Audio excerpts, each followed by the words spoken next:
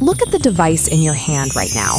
For most of us, a smartphone is a gateway to the entire world, giving us infinite information, instant connection, and a private digital life all our own.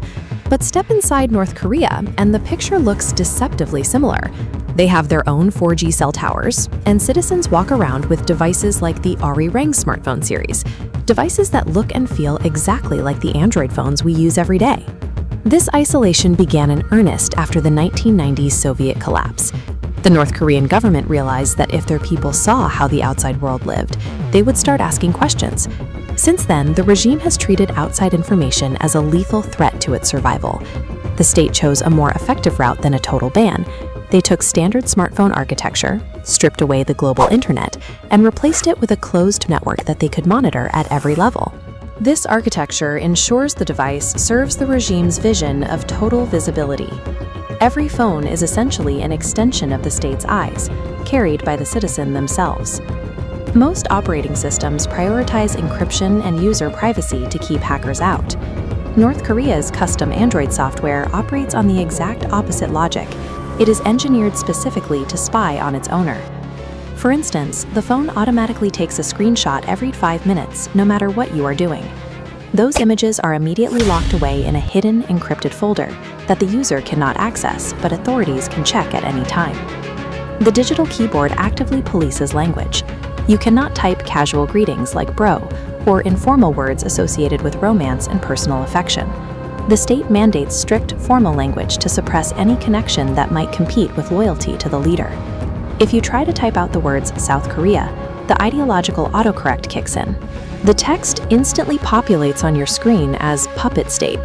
Even the camera app governs your behavior. Taking photos of broken buildings, poor road conditions, or military zones is strictly forbidden. You are not even allowed to strike casual, Western-style poses.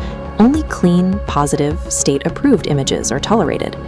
By aggressively dictating the exact words you can type and the specific images you can capture, the software forces citizens to constantly monitor their own thoughts. When we want a new app, we tap a screen and download it wirelessly in seconds. North Korean phones have disabled over-the-air installation entirely. To get new software, a citizen must physically travel to a state-run shop, like the Pyongyang Information Technology Exchange Center. There, you buy the app like a physical good, and a technician manually installs it onto your device through an offline terminal. At the point of sale, a massive transaction of data occurs. The buyer's personal ID, the phone's unique hardware identifier, its IMEI, and the specific ID of the application are all permanently linked together and logged in a central government database. The applications themselves are heavily restricted. Multiplayer mobile games are completely banned because they would allow unregulated chatting between random people. Users are left with simple, offline puzzle games or strategy titles focused on defending the nation from foreign invaders. Replacing a wireless app store with heavily monitored physical checkpoints ensures that spontaneous digital discovery is impossible, preventing any unregulated communities from ever forming. Because there is no open internet to share files, North Koreans rely on physical USB drives to pass around black market foreign media, like South Korean dramas.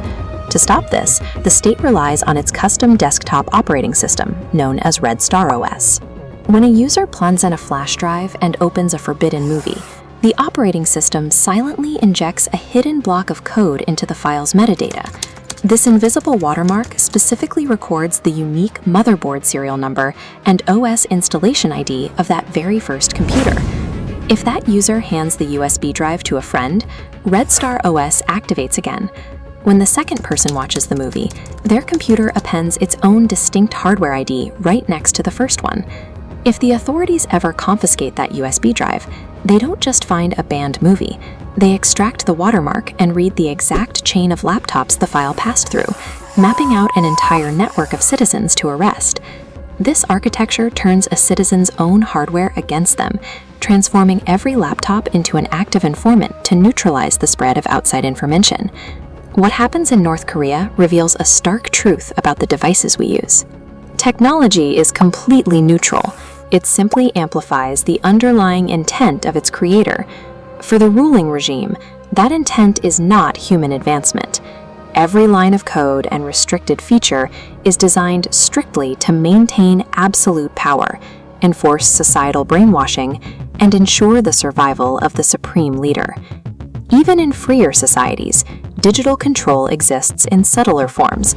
On platforms like TikTok, for instance, positive content about Tibet is often suppressed, and users who post it frequently find their views vanishing or their accounts banned entirely.